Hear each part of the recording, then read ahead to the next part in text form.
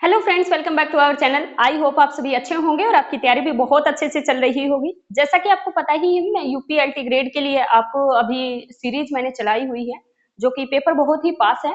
लेकिन आपको क्या करना है कि तैयारी अपनी कंटिन्यूअसली करते रहिए। बस घबराइए मत, कितना सिलेबस है, कैसे करेंगे, कैसे नहीं करेंगे, सब हो जाएगा। बस कंटिन्यूअसली लगे रहिएगा। मैं भी ट्राई करूंगी मैक्सिमम से मैक्सिमम सिलेबस आपका कवर करने की।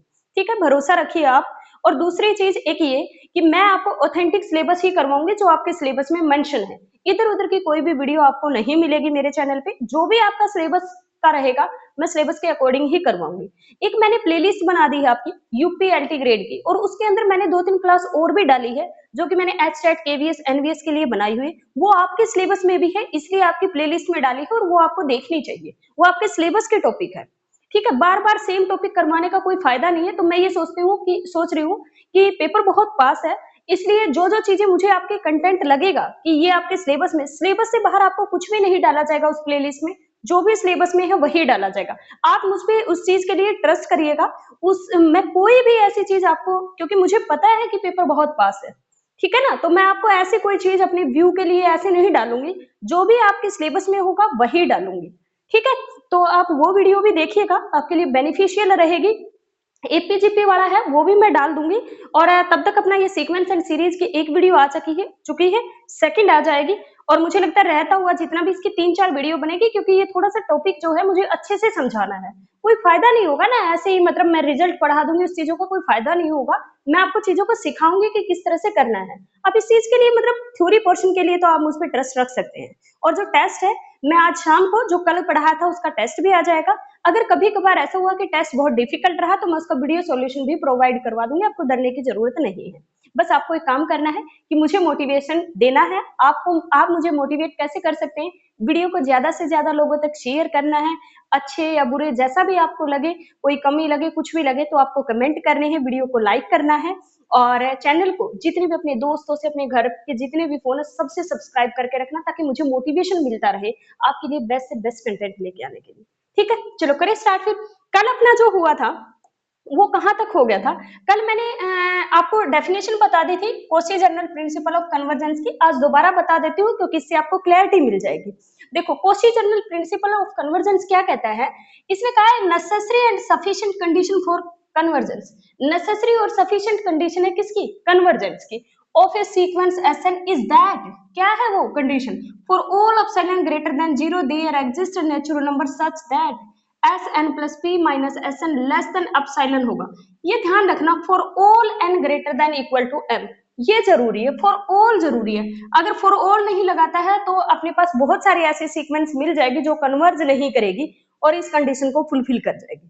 ठीक है, और P अपने पास क्या होना चाहिए? Greater than equal to 1। यहाँ पे मैं 1 रख सकती हूँ, 2 रख सकती हूँ, 3 रख सकती हूँ, कुछ भी रखूं, उन टर्म्स का जो डिफरेंस रहेगा वो लेस देन एप्सिलॉन आएगा। For all N greater than equal to M, कुछ फाइनाइट मैनी टर्म को छोड़ के हमेशा उस, जैसे एम मैंने फाइनाइट टर्म छोड़ दी, उसके बाद हर एन के लिए कंडीशन सेटिस्फाई होनी चाहिए। तो हम कह देंगे कि ये सीक्वेंस अपने पास अगर इसको होल्ड करती है तो ये सीक्वेंस कन्वर्जेंट होगी, और अगर कन्वर्जेंट है तो ये सीक्वेंस इसको क्या करेगी? होल्ड करेगी। क्लियर हुई इतनी बात? चलिए, इसका प्रूफ आपको नहीं करना है, बस इसको ध्यान रखिएगा।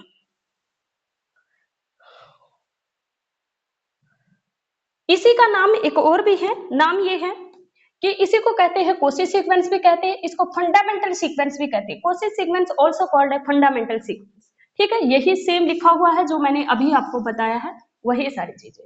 अब ये कह रखा over R a sequence is Cauchy sequence if and only convergent sequence. R पे क्या होता है? अगर कोई सीक्वेंस कोशी है तो वो कन्वर्जेंट होगी, और अगर कन्वर्जेंट है तो वो सीक्वेंस कोशी भी होगी। ठीक है, अब अपने पास आता है, जैसे इसने कहा है, क्वेश्चन दे दिया कि ये सीक्वेंस दे दिया आपको, पूछ रहा है फ्रॉम आर, ये कह रहा कोशी होगी, बाउंडेड होगी, कन्वर्जेंट होगी। अब ले लो एन टेंड्स टू इन्फिनिटी लोगे तो टेन इनवर्स क्या होता है? टेन इनवर्स इन्फिनिटी तो पाई बाय 2 होता है। फिर बाहर पड़ा है कोस, तो कोस पाई बाय 2 क्या होता है? 0 होता है। फिर बाहर पड़ा है साइन, तो साइन 0 क्या होता है? 0। तो ये सीक्वेंस कन्वर्जेंट हो गई, और किसको कन्वर्ज कर रही है? 0 को। अगर ये कन्वर्जेंट है सीक्वेंस तो क्या हो गई अपने पास? कोशी होगी, क्योंकि रियल में कोशी कन्वर्जेंट और कन्वर्जेंट कोशी होती है। और अगर कोशी है तो अपने पास क्या होगी, bounded, every Cauchy sequence is bounded, तो सीक्वेंस अपने पास कोशी भी होगी, बाउंडेड भी होगी, कन्वर्जेंट, ये तीनों ऑप्शन इसके क्या रहेंगे, करेक्ट रहेंगे। ठीक है भाई, आई बात समझ में? चलिए नेक्स्ट, चलिए नेक्स्ट अपने पास दे रखा है कि if Sn is any sequence from, ये ध्यान से देखना नोट, ये कह रखा है Sn अगर कोई भी सीक्वेंस है, एक सबसेट ले लिया A ऑफ R, A अपने पास सबसेट है R का, समझ में आया, ये कोई भी सबसेट हो सकता है, जैसे रैशनल नंबर ले लो, इरेशनल नंबर ले लो, कोई भी सबसेट ले लिया इसका, A is any subset of R, और Sn उसकी क्या है, एक सीक्वेंस ले रखी है अपने पास, Sn ये कहता है and if Sn is convergent sequence of R, R की क्या है अपने पास, कन्वर्जेंट सीक्वेंस, अगर R में कन्वर्जेंट है तो सीक्वेंस R में क्या होगी, कोशी होगी, तो ये कह रखा है then Sn is a Cauchy sequence of R, ठीक है, क्योंकि कोशी कन्वर्जेंट होती है R में, R अगर अपने पास कन्वर्जेंट है तो कोशी, और कोशी है तो convergent, so Sn is also Koshi sequence of A, तो सबसेट से जहां से आपने सीक्वेंस ली थी, अगर वो सीक्वेंस R में अपने पास कन्वर्जेंट है तो कोशी होगी, अगर R में वो सीक्वेंस जो आपने इस सेट से ली थी अगर वो कोशी है, तो इस सबसेट के अंदर भी उस सीक्वेंस को कोशी होना पड़ेगा, यानी कि R के अंदर अगर कोई भी सीक्वेंस कोशी है तो उसके सबसेट जिससे वो उठाई है उसके अंदर भी उस सीक्वेंस को कोशी होना पड़ेगा। क्लियर होगी इतनी बात? लेकिन R के अंदर कन्वर्जेंट है तो जरूरी नहीं है जिस सबसेट से उठाई है वो सीक्वेंस उस सबसेट में भी कन्वर्जेंट हो। ठीक है, आई बात समझ में? देखो एग्जांपल करेंगे उससे क्लैरिटी। मैंने क्या कहा, R के अंदर अगर किसी सबसेट से आपने सीक्वेंस उठाई और वो सीक्वेंस अगर कोशी है R के अंदर, तो उस सीक्वेंस को कोशी होना पड़ेगा जिस सबसेट से आपने उठाई थी उस सबसेट में भी। लेकिन अगर अपने पास वो सीक्वेंस इस सेट से आपने उठाई वो R में कन्वर्जेंट है, तो जरूरी नहीं है कि जिस सबसेट से आपने सीक्वेंस को उठाया है उसके अंदर भी वो कन्वर्जेंट हो। उसके लिए एग्जांपल करेंगे अभी।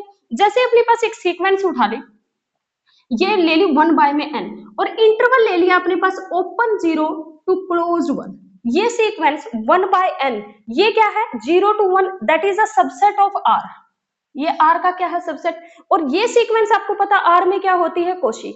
अगर R में कोशी है तो इस सीक्वेंस को इस सबसेट में भी क्या होना पड़ेगा, कोशी। समझ में आया?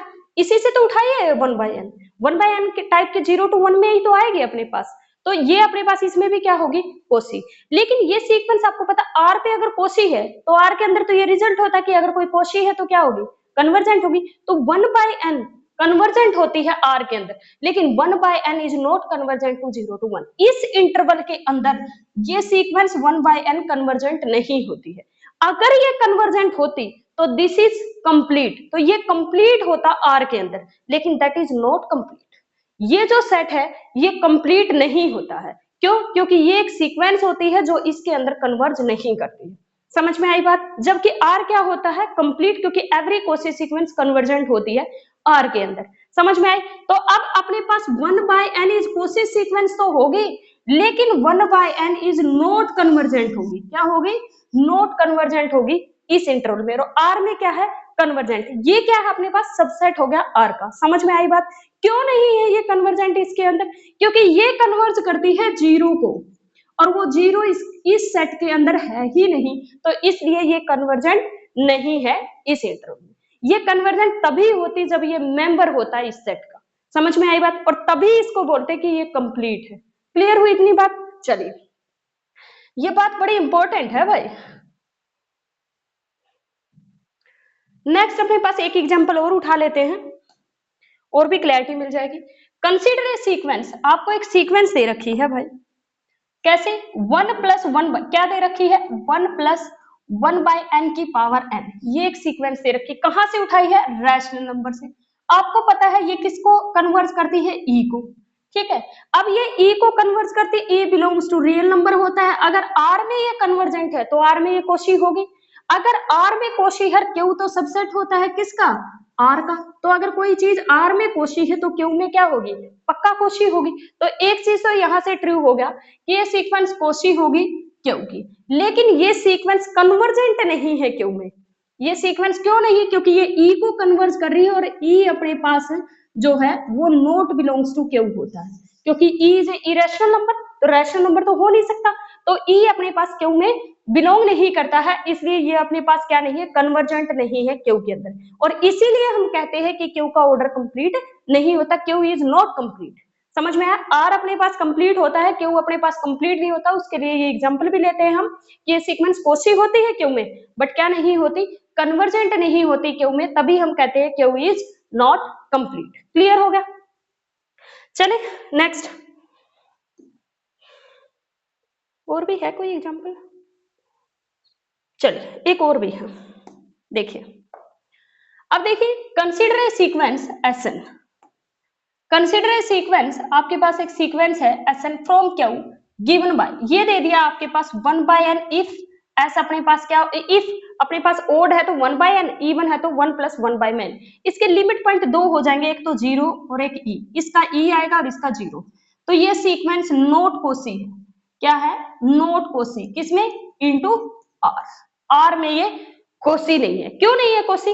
अगर ये कोसी होती तो इसको कन्वर्जेंट होना पड़ता आर में, और अगर कोई सीक्वेंस कन्वर्जेंट है तो उसका यूनिक लिमिट पॉइंट होता है, और इसके लिमिट पॉइंट कितने हैं, 2। तो ये कन्वर्जेंट नहीं है आर में कन्वर्जेंट नहीं है तो आर में कोशी भी नहीं होगी। अगर आर में कोशी नहीं है तो ये क्यू में कोशी कभी नहीं हो सकती, क्योंकि Q is a subset of are.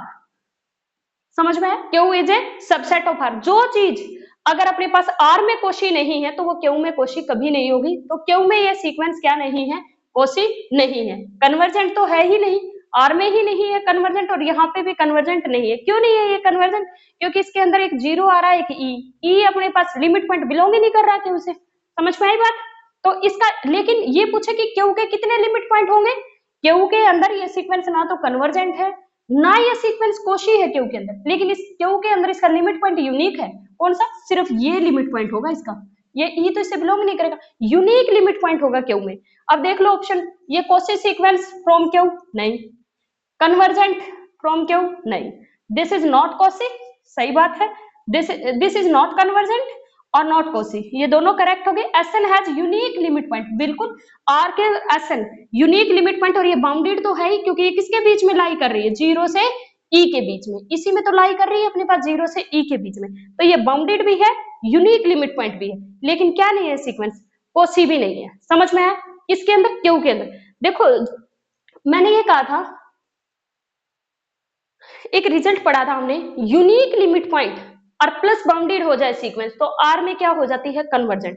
Q के अंदर ये यूनिक लिमिट पॉइंट भी दे रही है और बाउंडेड भी है, लेकिन फिर भी क्यू में क्या नहीं है, कन्वर्जेंट नहीं है। तो इसका मतलब यूनिक लिमिट पॉइंट और प्लस अपने पास अगर बाउंडेड हो जाए इन क्यू में तो जरूरी नहीं है कि सीक्वेंस कन्वर्जेंट हो, आर के लिए होता है वो रिजल्ट। समझ में आई बात? तो यहां से एक क्लैरिटी मिल गई आपको।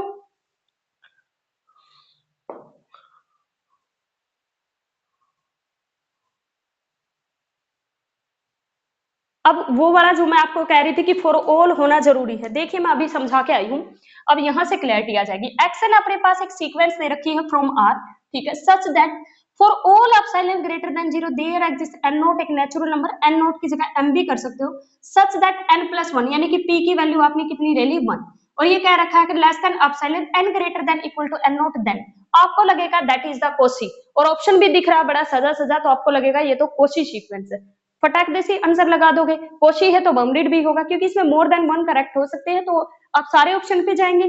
समझ में आया? रियल पे है तो आप कहोगे कि कोशी है तो कन्वर्जेंट, तो आप क्या करोगे, ये तीनों ऑप्शन करेक्ट कर दोगे, जबकि तीनों ही गलत। ठीक है, तीनों ही गलत है। क्यों है गलत? क्योंकि इसने यहाँ पे फॉर ऑल नहीं दे रखा, मैंने वहां पे भी आपको बोला था फॉर ऑल के लिए। अब इसके लिए एग्जाम्पल दूंगी, सारी कंडीशन को फुलफिल करेगा। देखना, एग्जाम्पल यहां से चूज कर लो, एक मिनट, आप एक सीक्वेंस चूज कर लो। सीक्वेंस कैसे चूज कर लो, आप लेट कर लो कि एक्शन आपके पास दे रखा है रूट है, ठीक है, यहां से आप xn+1 माइनस एक्शन, क्योंकि यही कंडीशन दे रखी थी, इसका मोड, तो ये अपने पास कितना होगा, n+1 माइनस में रूट n, तो मैं इसका मोड कर देती हूँ, तो इसको रैशनलाइज तो कर ही सकती हूँ, मोड से क्या ही फर्क पड़ जाएगा, पॉजिटिव टर्म है, तो अपने पास n+1 प्लस में रूट ऑफ n, और यहाँ पे अपने पास क्या हो जाएगा, इसका भी मोड ही ले लो, तो ये अपने पास n+1 प्लस में रूट n, मोड से कोई फर्क नहीं पड़ेगा, सीधा भी कर दो, तो यहाँ से a plus B, a minus B कितना होगा, n+1 माइनस में अपने पास n डिवाइडेड बाय में कितना होगा, n+1 प्लस में रूट n, ये कैंसिल हो गया तो कितना आ गया, 1 बाय में अंडरूट n+1 प्लस में रूट, क्या ये लेस देन 1 नहीं होगा हमेशा? समझ में आया? ये क्या है अपने पास, लेस देन 1 है। लेकिन सीक्वेंस कैसी होगी, ये सीक्वेंस होगी बाउंडेड, सीक्वेंस सॉरी सीक्वेंस नहीं, ये अपने पास कितना आ गया, लेस देन 1, ये लेस देन 1 आ गया, ये लेस देन 1 आ गया। सीक्वेंस हमने क्या ले ली, 1/रूट है। तो कैसी सीक्वेंस है ये, अनबाउंडेड। कैसी सीक्वेंस है, अनबाउंडेड। और जबकि ये इसी को मैंने क्या चूज कर लिया, अपसाइलन। तो यहां से देखना ये वाली वैल्यू जो है xn+1 माइनस में xn का मोड लेस देन अपने पास 1 इक्वल टू अपसाइलन, इस कंडीशन को फुलफिल कर गया। फॉर ऑल वो एन नोट अपने पास चूज कर लो, एक नंबर ले लिया अपने पास एन नोट, जिसके बाद फॉर ऑल नहीं आएगा, किसी एक एन के लिए ये सेटिस्फाई हो गया, किसी भी एक एन के लिए यहाँ पे मैं एन ले लूंगी तो उस कंडीशन को फुलफिल कर रहा है। जबकि क्या ये सीक्वेंस कन्वर्जेंट है, दैट इज अनबाउंडेड, और कोशी सीक्वेंस तो बाउंडेड होती है, तो अनबाउंडेड है तो कभी भी कोशी नहीं होगी, कभी भी कन्वर्जेंट नहीं होगी। सीक्वेंस कैसी है, अनबाउंडेड। तीनों ही ऑप्शन डिस्कार्ड हुए या नहीं हुए, देखना एक बार, देखना सारी कंडीशन को फुलफिल कर रहा था, सारी कंडीशन को। ये अपने पास क्या कह रखा है, ये चीज अपने पास मैंने बताई ना अभी प्रूफ करके, लेस देन 1 आया और 1 को ही हमने अपसाइलन ले लिया। यहाँ पे वो फॉर ऑल एन के लिए नहीं था, समझ में आया, यहाँ पे फॉर ऑल नहीं लिखा हुआ, इसलिए मैंने वो एक स्पेसिफिक एग्जांपल उठा लिया जो इस कंडीशन को फुलफिल भी कर रहा है, और मैंने पी की जगह 1 वैल्यू भी ले ली। तो यहाँ पे अपने पास ये भी गलत हो गया, ये भी, तो ऑप्शन नंबर डी, क्योंकि हमने अभी लिया रूट एन क्या होती है, अनबाउंडेड होती है। समझ में आई बात, क्लियर है? नेक्स्ट अपने पास आ रखा है algebra of convergence of sequence. चलो एक बार मैं बता देती हूँ, फिर यहां से पढ़ा दूंगी एल्जेब्रा, ठीक है? देखिए आपको algebra of convergent of sequence ना, algebra of convergent of sequence, देखिए सारे पॉइंट लिख लेना भाई।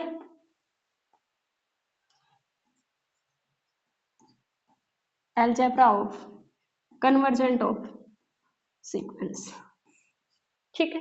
पहला पॉइंट, एक मिनट, सबसे पहले आपको लेट करके चलना पड़ेगा।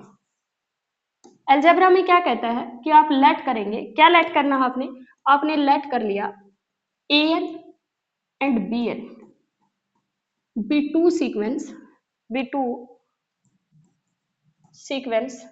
which converge। an किसको कन्वर्ज कर रही है, a को, और bn अपने पास कन्वर्ज कर रही है b को। देन ये रिजल्ट है कोई 10-11। पहला ये कह रखा है कि an प्लस bn कन्वर्जेंट होगा और कन्वर्ज करेगा a प्लस b को, समझ में आया? दूसरा अपने पास है an माइनस bn कन्वर्जेंट होगा और a माइनस b को कन्वर्ज करेगा। मैं एक और लिख देती हूँ। थर्ड अपने पास है k टाइम ऑफ an, मतलब लीनियर कॉम्बिनेशन इसका कन्वर्ज करेगा k ऑफ a को, और इन्हीं दो को मिला के, इनको सबको मिला के क्या मैं फोर्थ लिख सकती हूँ कि अल्फा ऑफ an प्लस में बीटा ऑफ bn, ये सीक्वेंस है। अल्फा और बीटा कैसे नंबर है, रियल नंबर है, तो ये अपने पास कन्वर्ज करेगा अल्फा a प्लस में बीटा b को, बेहर में डाल लेना, अल्फा और बीटा बिलोंग करते हैं रियल नंबर से, समझ में आया? यानी लीनियर कॉम्बिनेशन इन्हीं से बन जाएंगे ये तीनों, तो समझ में आया? नेक्स्ट अपने पास फिफ्थ पॉइंट कह रखा है कि an बाय में bn अपने पास a बाय b को कन्वर्ट करेगा, बस कंडीशन ये होती है कि bn not equal to 0 and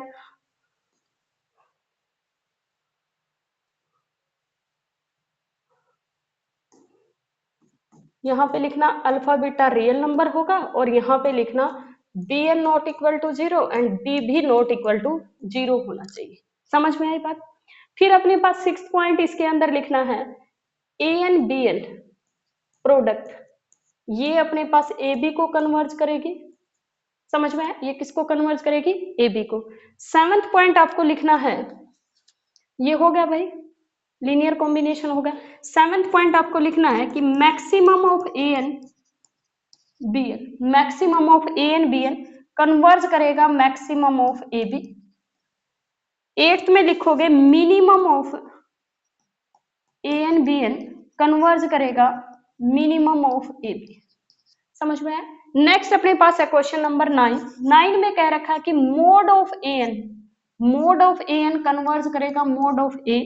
फिर अपने पास 9 है, 9 कहता है an की पावर k जो कन्वर्ज करेगी a की पावर k को, k ग्रेटर देन क्या होना चाहिए, ग्रेटर देन इक्वल टू 1 होना चाहिए। बात समझ में आई? ये अपने पास देखना k greater than equal to 1 लिखा है मैंने, 1 ही होना चाहिए वो ग्रेटर, उसके लिए लेस के लिए अपने पास फिर पॉजिटिव टर्म सीक्वेंस होनी चाहिए, तो वो कंडीशन अलग हो जाएगी। अगर यहाँ पे आप लेस देन 1 के लिए करेंगे तो उसके लिए फिर ये पॉजिटिव टर्म की सीक्वेंस होनी चाहिए। मैंने ऊपर कहीं पॉजिटिव टर्म लिखा नहीं है, तो वो रिजल्ट मैं यहाँ नहीं लिख सकती। बात समझ में आई? तो ये अपने पास an की पावर के a की पावर k हो जाएगी। ये मेरे पास 9 रिजल्ट हो गए हैं भाई। अब आपको रिजल्ट नंबर 10 भी लिखना है, ये उतार लिया होगा, अब मैं यहाँ पे लिखवा देती हूँ 10th। देखिए 10th कहता है, 3 रिजल्ट है ये, sine of A N converge करेगा साइन ऑफ ए को, ये सीक्वेंस है। 11th है, कोस ऑफ ए की पावर एन आ जाए तो ये कन्वर्ज करता है कोस ऑफ ए को। और 12th अपने पास आता है ई की पावर ए एन आ जाए तो ये कन्वर्ज करता है ई की पावर ए को। नेक्स्ट आपके पास लिखोगे आप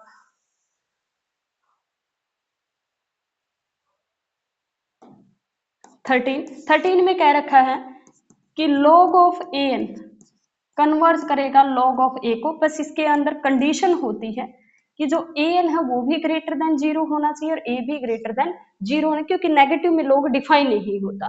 तो मेरे हिसाब से ये सारे मैंने बता ही दिए, ये 13 रिजल्ट है टोटल। तो कोई रह गया होगा तो मैं पीडीएफ से बता दूंगी। ये इतने सारे रिजल्ट होते हैं, इसको बोलते हैं algebra of convergence of the sequence. तो ये अपने पास अगर ए एन और बी एन आपको कन्वर्जेंट दे रखा है तो ये चीजें इसकी ट्रू होती है, ठीक है। इन पे क्वेश्चन हमेशा एग्जाम में पूछा जाता है, तो इनको 2-3 बार पढ़ लेना, आपको समझ आ जाएंगे और याद भी हो जाएंगे।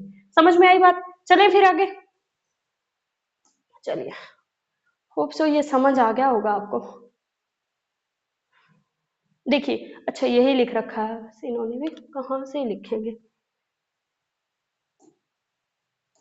देखिए, algebra of convergent sequence, A N और बी एन सीक्वेंस लेके चले जो ए बी को कन्वर्ज करती है। A N plus B N convergent होगा, A N minus B N product अपने पास कन्वर्जेंट होगा। नेक्स्ट क्या दे रखा है, नेक्स्ट देखिए, नेक्स्ट दे रखा है A N by B N, A B को कन्वर्ज करेगा, B not equal to 0, B N not equal to 0 होना चाहिए। मोड ए एन कन्वर्ज करेगा, लोग ए एन कन्वर्ज करेगा, दोनों कंडीशन होनी चाहिए। ई की पावर ए एन कन्वर्ज करेगा, साइन ए एन कन्वर्ज करेगा, कोस ए एन कन्वर्ज करेगा। अच्छा ये रह गया था एक, power of A n. Power of A n का मतलब है अगर ए एन आपकी ए को कन्वर्ज कर रही है ना सीक्वेंस, तो आप पावर ऑफ ए एन का मतलब पावर नहीं है, सॉरी पोलिनोमियल है। पोलिनोमियल अपने पास किसको कन्वर्ज करेगी, जैसे अपने पास सीक्वेंस आ गई, यानी कि पावर जो पोलिनोमियल ऑफ ए एन है ये पोलिनोमियल ऑफ ए को कन्वर्ज करेगी। जैसे एग्जांपल देती हूँ, अगर आपको ए एन ए को कन्वर्ज करती है, कोई पूछे ए एन का स्क्वायर प्लस में ए एन प्लस में 2 किसको कन्वर्ज करे, तो आप बोलोगे कि ए एन का स्क्वायर किसको, ए स्क्वायर प्लस में अपने पास ए प्लस 2 को कन्वर्ज करेगा। और ये भी अगर ए एन कन्वर्जेंट है तो इसकी पोलिनोमियल कन्वर्जेंट होगी, किसको कन्वर्ज करेगी, इसको कन्वर्ज करेगी। क्लियर हुई इतनी बात? That is a constant sequence. समझ में आया? ए एन ए को कन्वर्ज कर रही थी, ये एज इट इज ऐड हो जाएगा, इसको कन्वर्ज करेगी। क्लियर हुई बात? तो इस तरह से ये अपने पास 11th है के ए एन अपने पास कन्वर्ज करेगा। इसके 2 रिजल्ट लिखे नहीं गई, मैक्सिमम और मिनिमम का जो मैंने लिखवाया था वो बिल्कुल ट्रू लिखवाया था। मैक्सिमम और मिनिमम भी कन्वर्ज करते हैं उनके मैक्सिमम और मिनिमम को। क्लियर हुई इतनी बात? और एक और रिजल्ट याद रखना, अगर किसी का भी मैक्सिमम निकालना आपको, जैसे किसी नंबर का मैक्सिमम निकालना है ए बी का, वो पता है किसके इक्वल होता है, वो होता है 1/2। इन दोनों नंबर को ऐड कर दो, प्लस में कर दो ए माइनस में बी। अगर इन दोनों नंबर का मिनिमम पूछ ले तो 1/2 मिनिमम होता है ए प्लस बी माइनस में mod of a minus b. यहाँ पे मोड नहीं होता, दैट इज द मोड। समझ में आई बात? और 1/2 पूरे के बाहर है, that is the minimum value of a b, that is the maximum value of a b. Clear हुई इतनी बात? तो ये चीजें भी अपना ध्यान रखना साथ साथ में। इन सबके जितने भी ये रिजल्ट है, इन सबके कन्वर्स ट्रू हो इसकी गारंटी नहीं होती है। एक का एग्जांपल दे देती हूँ, जैसे अपने पास ये दे दिया कि a N plus B n तो कन्वर्जेंट है, but a n and b n both are divergent. Example क्या लोगे, ए एन को चूज कर लो आप -1 की पावर एन, बी एन को चूज कर लो -1 की पावर एन प्लस 1। दोनों क्या है, ओसिलेटिंग सीक्वेंस है, फाइनाइटली ओसिलेट करती है। सम करोगे तो 0 आएगा। अब अपने पास ये कहते हैं डिफरेंस, सम करोगे 0 आएगा, तो 0 तो कांस्टेंट सीक्वेंस कन्वर्जेंट होगी, ना तो ए एन कन्वर्जेंट ना बी एन कन्वर्जेंट। अगर डिफरेंस की बात करें, उसमें क्या चूज करोगे, ए एन को भी -1 की पावर 1 चूज कर लो और बी एन को भी। इन दोनों का डिफरेंस क्या आएगा, 0 आएगा, लेकिन दोनों क्या है, ओसिलेटिंग। समझ में? इसी तरह से ए एन बी एन को भी हम डिस्कार्ड कर देंगे। जैसे अपने पास ये आ जाए A N B N is convergent, यही चूज कर लो, an और bn दोनों को -1 की पावर n ले लो, तो -1 की पावर n इंटू में -1 की पावर n क्या बन गया अपने पास, 1 बन गया। तो ये तो कन्वर्जेंट होती, ना तो ये कन्वर्जेंट ना ये कन्वर्जेंट। an बाय bn भी ऐसे ही चूज कर लो, an भी यही चूज कर लो, bn भी दोनों को डिवाइड करोगे फिर 1 आ गया। तो ये सीक्वेंस भी क्या होती है, convergent an by bn, but ना an कन्वर्जेंट ना bn कन्वर्जेंट। समझ में आई बात। लेकिन जो अपने पास kan है, अगर इसका लीनियर कॉम्बिनेशन, मतलब सिर्फ इसके लिए, दोनों का सम की गारंटी नहीं दे रही मैं, सिर्फ ये, अगर ये कन्वर्जेंट है तो an भी कन्वर्जेंट होगी, an कन्वर्जेंट है तो इसका स्केलर मल्टीपल भी कन्वर्जेंट होगा, किसी का स्केलर मल्टीपल कन्वर्जेंट है तो सीक्वेंस भी कन्वर्जेंट होगी। क्लियर हुई इतनी बात, क्लियर हुई। चले अब 1 मिनट रुक जाओ भाई,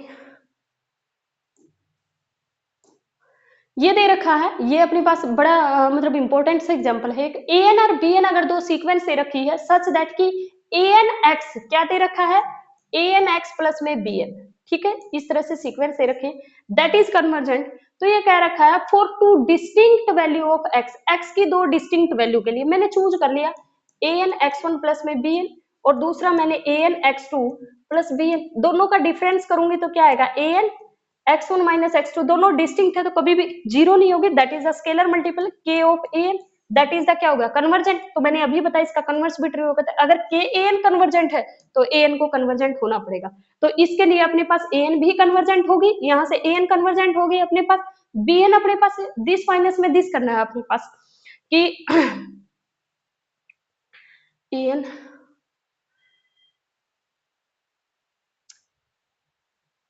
ठीक है। तो क्या करोगे, इन दोनों को क्या कर दो, ऐड कर दो, तो क्या हो जाएगा अपने पास an ट्वाइस ऑफ अपने पास x1 minus x1 plus x2 और प्लस में अपने पास bn, that is the convergent ना, that is the convergent. x1 plus x2 इसको कोई रियल नंबर ले लिया मैंने 2k1, उसको 2k2 of an plus bn is convergent. तो आप ये बताना an प्लस में bn इज कन्वर्जेंट और not, that is the convergent. तो अपने पास an भी कन्वर्जेंट होगी, bn भी कन्वर्जेंट, an और bn कन्वर्जेंट, तो फर्स्ट टेस्ट लगा दो, उनका सम भी कन्वर्जेंट माइनस भी कन्वर्जेंट। तो इस केस में क्या होगी, ये सारी ही कन्वर्जेंट होगी अगर ऐसी कोई कंडीशन दे दे तो। ठीक है, समझ में आई बात। इसका कन्वर्स मैंने आपको बता दिया ट्रू नहीं है, मे बी में कुछ भी हो सकता है लेकिन कन्वर्स ट्रू नहीं है इनके। ओ ये लिखवा रखे हैं, देखना भाई ये आगे हैं जो मैंने आपको वहां लिखवाए थे।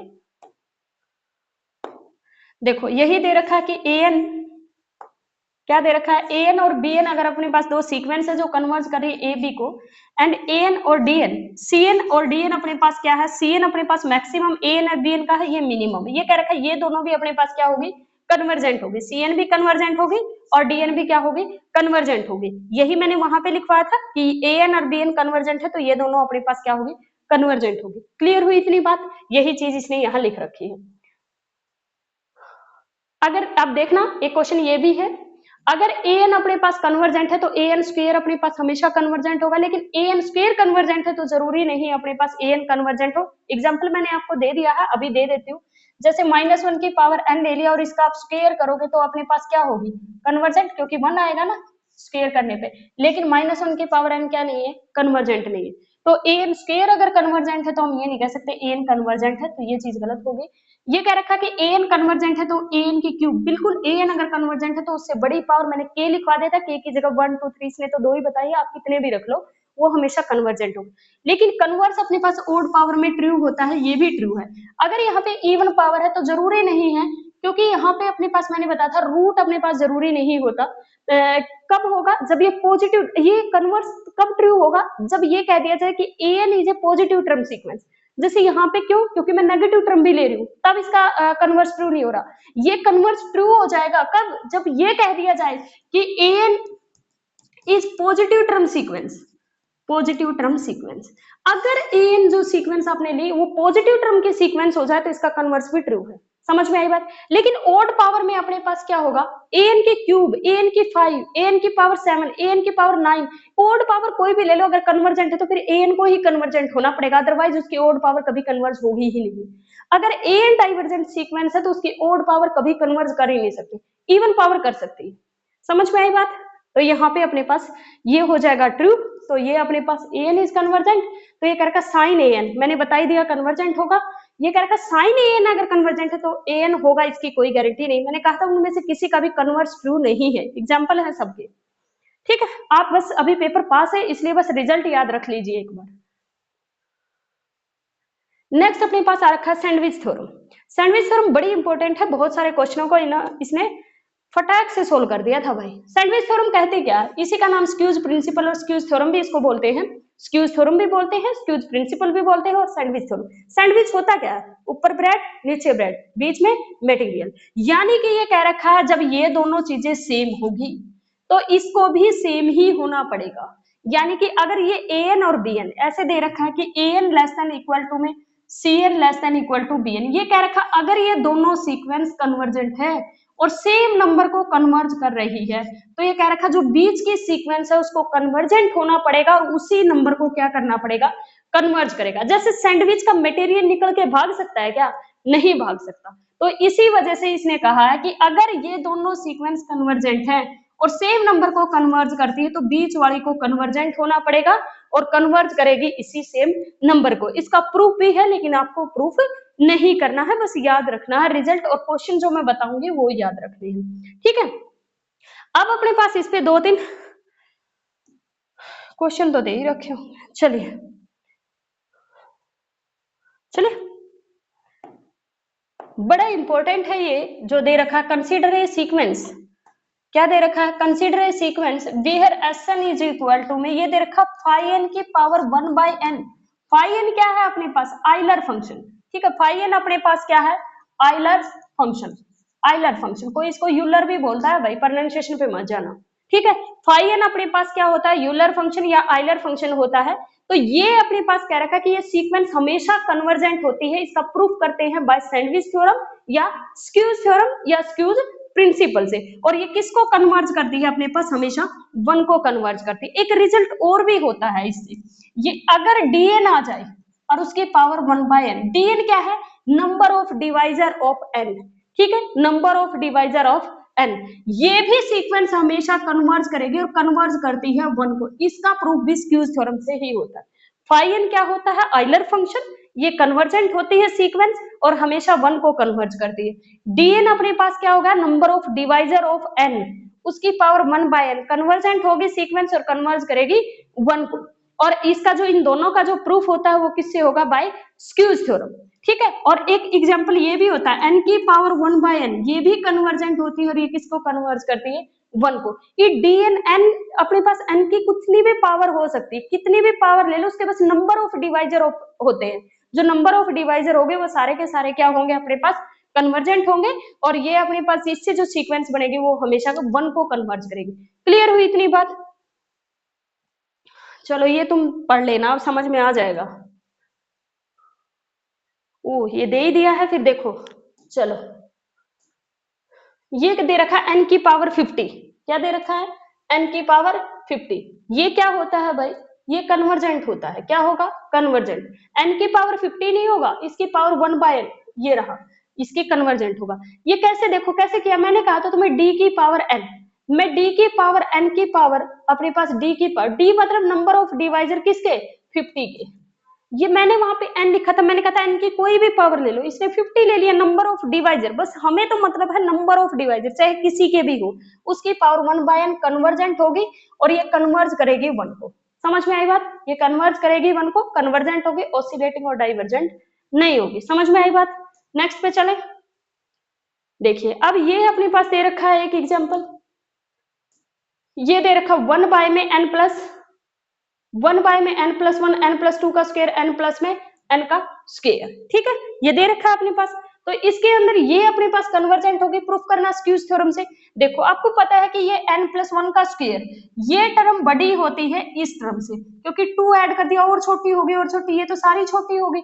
तो क्या मैं ये लिख सकती हूँ कि इस सारी टर्म को इससे रिप्लेस कर दूं, तो क्या मैं ये लिख सकती हूँ कि ये अपने पास लेस देन इक्वल होगा, किससे लेस देन, यहाँ लिख रही हूँ किससे लेस देन होगा, इस टर्म को मैंने लिख दिया n+1 का स्क्वायर, इसको भी रिप्लेस कर दूं इस टर्म से तो उससे तो छोटी ही होगी, तो सारी टर्म ऐसे ही रिप्लेस करते रहना, लास्ट में n+1 का स्क्वायर। तो कितनी टर्म है ये, n, तो किससे लेस देन होगा इनका सम, n बाय n प्लस 1 का स्क्वायर, n बाहर ले लो यहां से तो कितना आएगा n बाय में n square 1 plus 1 by n का square, limit n tends to infinity ले लो कितना आएगा 0।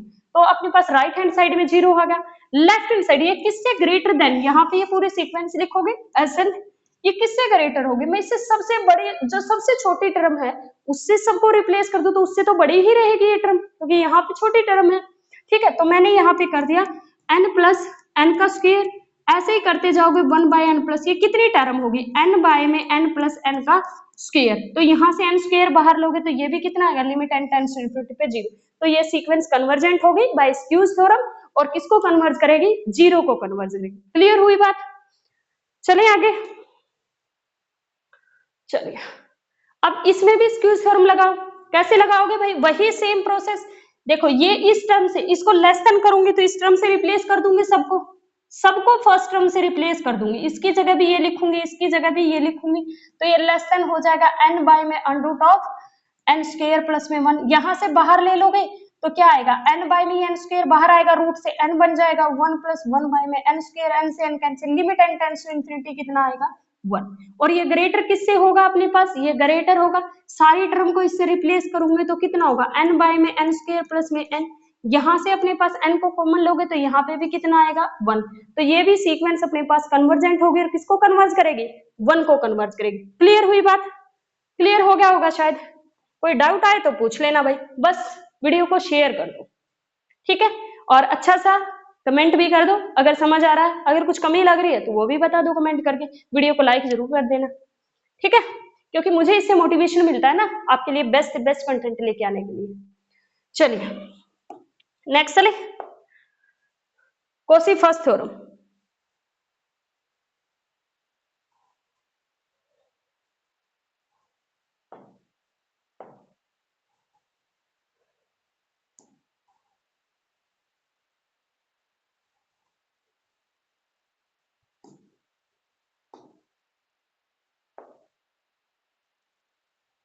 क्या हो रहा है,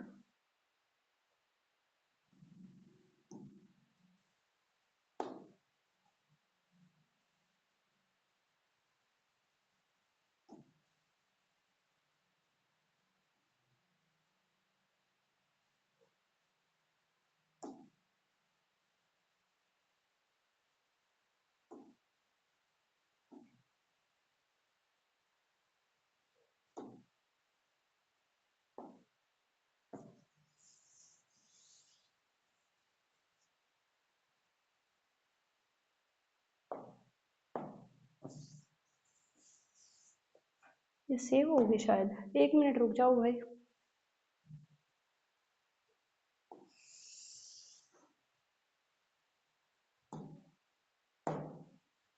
चलिए कोसी फर्स्ट थ्योरम, जो Cauchy first theorem on limits क्या कहती है, Cauchy first theorem on limits कहती है कि if n is a sequence converge to l, n अपने पास एक सीक्वेंस है जो कन्वर्ज कर रही है एल को, तो ये कह रखा कि उसका अलजेब्राइक मीन भी, जिसको एन अपने पास कन्वर्ज करेगी उसका अलजेब्राइक मीन भी किसको कन्वर्ज करेगा, ए को, एल को ही कन्वर्ज करेगा। जिसको अपने पास लिमिट ले लिया आपने n tends to infinity, N अगर एल को कन्वर्ज कर रही है तो उसका अलजेब्राइक मीन भी किसको कन्वर्ज करेगा, एल को ही कन्वर्ज करेगा। इसी की एक क्रोलरी है कि अगर अपने पास algebraic mean limit n tends to infinity N अगर एल को कन्वर्ज कर रहा है, एंड एक सेकंड कंडीशन होती है कि सारी के सारी टर्म अपने पास पॉजिटिव टर्म दे रखी है सीक्वेंस एन की, एन सीक्वेंस है तो इसकी सारी की सारी टर्म अगर पॉजिटिव दे रखी है तो इन सीक्वेंस का जो ज्योमेट्रिक मीन होगा a1 a2 an उसकी पावर 1 बाय n, ये भी l को कन्वर्ज करेगी।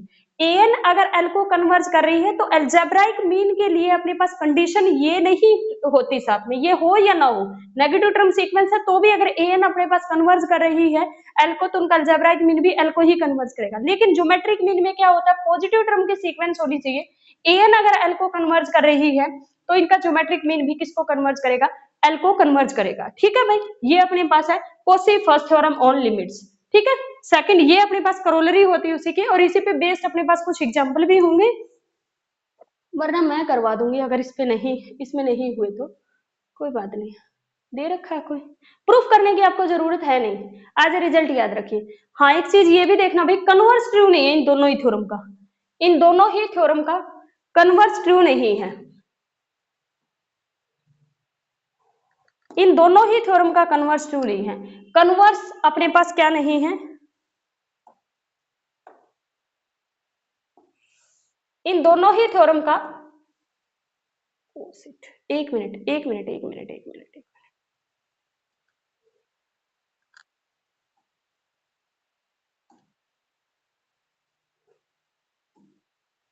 इन दोनों ही थ्योरम का कन्वर्स ट्रू नहीं है भाई, ठीक है। इन दोनों ही थ्योरम का कन्वर्स क्या नहीं है, कन्वर्स ट्रू नहीं है। अगर आपके पास उनका एल्जेब्राइक मीन और ज्योमेट्रिक मीन कन्वर्ज कर रहा है तो जरूरी नहीं है कि सीक्वेंस भी कन्वर्ज करेगी। जैसे अपने पास, मैं आपको एग्जांपल देती हूँ, एन अपने पास एक सीक्वेंस दे रखा है -1 की पावर n। ये सीक्वेंस कैसी होती है, ऑसिलेटिंग सीक्वेंस होती है, फाइनाइटली ऑसिलेट करती है। तो ये कह रखा है कि ये सीक्वेंस अपने पास ऑसिलेटिंग, इनका एल्जेब्राइक मीन क्या आएगा अपने पास, n अगर अपने पास इवन है तो 0, n ओड है तो -1/n टाइप का। तो इससे भी लिमिट निकालोगे तो 0 आ रही है, तो ये अलजेब्राइक मीन क्या हो गया, कन्वर्जेंट होगा। किसको कन्वर्ज करेगा, हमेशा 0 को कन्वर्ज करेगा। जबकि सीक्वेंस कैसी है, नॉट कन्वर्जेंट, तो converse is not true. Similarly geometric mean में होता है, अपने पास दो सीक्वेंस जो है उनका ज्योमेट्रिक मीन कन्वर्ज कर जाएगा। जैसे अपने पास ज्योमेट्रिक मीन में मैं दो ही सीक्वेंस लेके चली, वहां तो मैंने n सीक्वेंस ले ली, दो सीक्वेंस मैंने an -1 की पावर n और bn -1 की पावर n, इनका ज्योमेट्रिक मीन लेना क्या आएगा, -1 की पावर -1 की पावर अपने पास, और ये हो जाएगा अपने पास, ये कितना हो गया 1। ये अपने पास क्या करता है, कन्वर्ज करता है 1 को, जबकि दोनों ही सीक्वेंस अपने पास कन्वर्जेंट नहीं है। समझ में आई बात, तो कन्वर्स ट्रू नहीं है, ठीक है भाई। नेक्स्ट अपने पास है सीक्वेंस, ये देखो ये दे रखा ना, देखो ये कह रखा cos1 अपने पास दे रखा है कि cos, एक मिनट फिर हो गया,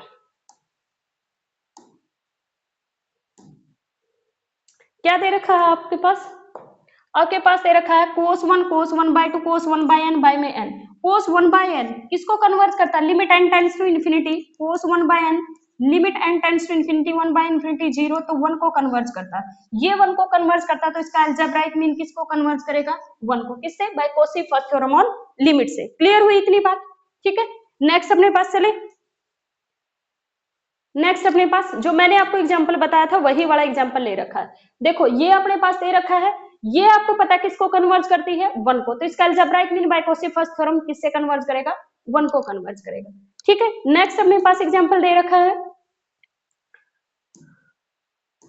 नेक्स्ट अपने पास ये दे रखा है और ये साथ में कर दिया n/2। एक चीज का ध्यान रखना, जो ये n/2 है ना ग्रेटेस्ट इंटीजर, ये लेस देन इक्वल टू होता है n/2 और ग्रेटर देन इक्वल टू होता है अपने पास n-2/2, ठीक है। इससे ग्रेटर देन होता है, इससे लेस देन होता है। तो आपको पता है कि इसके मैं ये n स्क्वायर जो लिख रखा है, क्या मैं इसको ये लिख सकती हूँ कि ये सारा का सारा रख दूं 1 + 2 की पावर, ये जो n स्क्वायर, एक n यहाँ लिख लूं और एक ये लिख लूं, तो ये अपने पास किसको कन्वर्ट करता है, 1 को।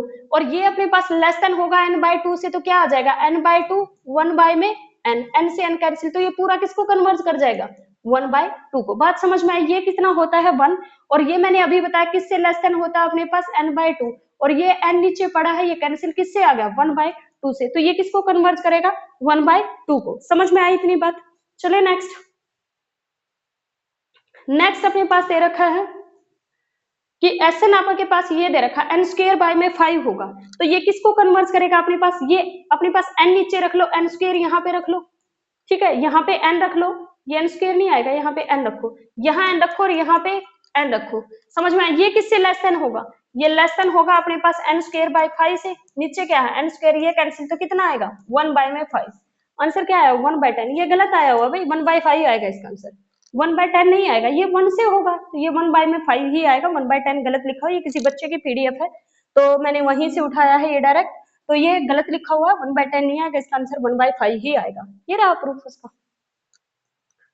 तो कहीं से पीडीएफ वगैरह पढ़ो तो अपना थोड़ा ध्यान से पढ़ा करो, हो सकती है ना गलतियां हो जाए, किसी से भी, मेरे से भी हो सकती है, सबसे ही हो सकती है गलतियां। तो अब देखो ये वाला, इसमें क्या दे रखा है कि e की पावर 1/2 दिस, तो ये सीक्वेंस किसको कन्वर्ट करेगी भाई, 1 बाय में n limit n tends to infinity 1 by में इंफिनिटी e की पावर 0 किसको 1 को, तो ये अपने पास किसको, इसका n की क्यूब है तो यहाँ पे n रख लो और यहाँ पे 1 बाय में n स्क्वायर रख लो, तो ये अपने पास कितना होगा, यहाँ पे 1 होगा और ये अपने पास कितना होगा 1/5 अभी करके आए हैं, तो यहाँ 1 इंटू 1/5, ये देखो 1/5, देखो ये सेम ही तो था पीछे, तो 1/5 आया ना आंसर, तो 1/5 आएगा इसका आंसर, पीछे वाला भी सेम ही तो था, यही तो था n² बाय में 5, तो 1/5 आएगा इसका आंसर।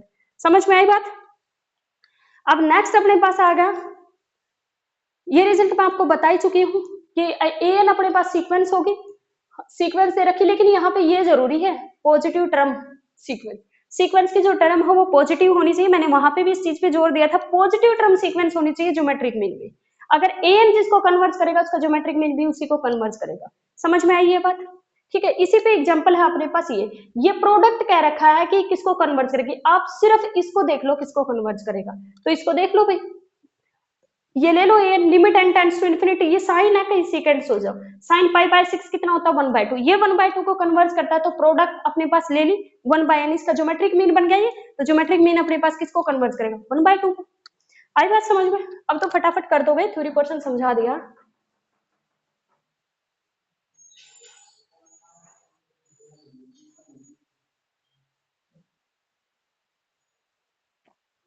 चलिए क्या है भाई इसके अंदर, Kosi second theorem on limits अपने पास क्या होती है, Cauchy second theorem on limits अपने पास क्या कहती है, देखो मैं बता ही देती हूँ एक बार, Cauchy second theorem on limits क्या होती है।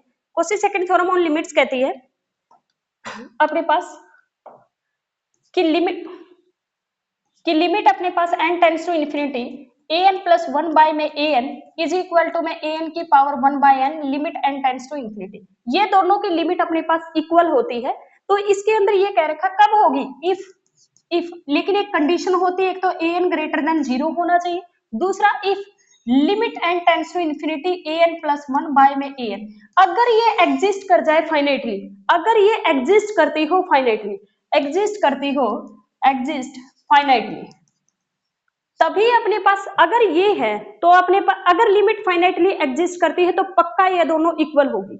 समझ में आया? पक्का ये दोनों क्या होगी, इक्वल होगी, that is the necessary condition for the convergent, और सीक्वेंस क्या होगी अपने पास, कन्वर्जेंट होगी।